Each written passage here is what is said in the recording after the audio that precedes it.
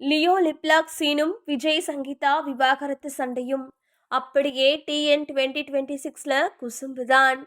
தம்பி ராமையா மகன் உமாபதி ராமையா இயக்கத்தில் நட்டி நட்ராஜ் நடித்து வெளியான டிஎன் 2026 திரைப்படம் 3 நாட்களில் அதிகபட்சமாக 1.5 கோடி ரூபாய் வரை வசூல் செய்துள்ளது.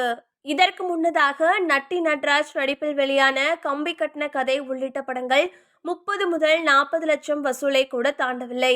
ஆனால் இந்த படத்தில் விஜய், ரஜினிகாந்த் உள்ளிட்ட நடிகர்களை நையாண்டி செய்து படம் உருவாக்கப்பட்ட நிலையில் படத்தில் என்ன இருக்கிறது என்பதை விஜய் ஹேட்டர்களும் ரசிகர்களும் கொஞ்சம் பார்த்ததிலிருந்து 1.5 கோடி வசூலை 3 நாட்களில் கடந்துள்ளது.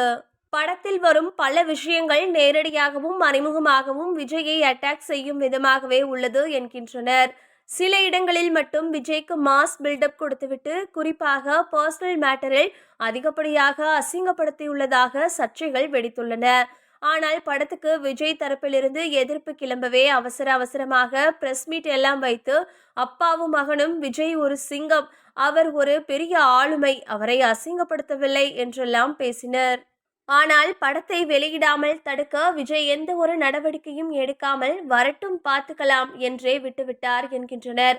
ஏற்கனவே பல முனைகளிலிருந்து தாக்குதல் வருவதை சந்தித்து வரும் விஜய் இதையும் சமாளித்து விடலாம் என விட்டுவிட்டார் என்கின்றனர்.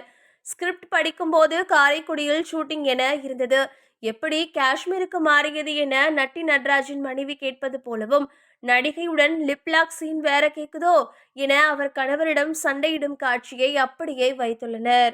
லோகேஷ் கனகராஜ் இயக்கத்தில் உருவான லியோ திரைப்படம் காஷ்மீரில் படமாக்கப்பட்டது என்பதும், மேலும் அந்த படத்தில் விஜய், த்ரிஷா இடையே லிப்லாக் காட்சி இடம்பெற்றது அனைவரும் அறிந்த ஒன்றுதான். அதைத்தான் அப்படியே வைத்து அசிங்கப்படுத்தியுள்ளனர் என அந்த காட்சியின் தியேட்டர் கிளிப்பிங்ஸை ஷேர் செய்து விஜய் ரசிகர்கள் திட்டி வருகின்றனர்.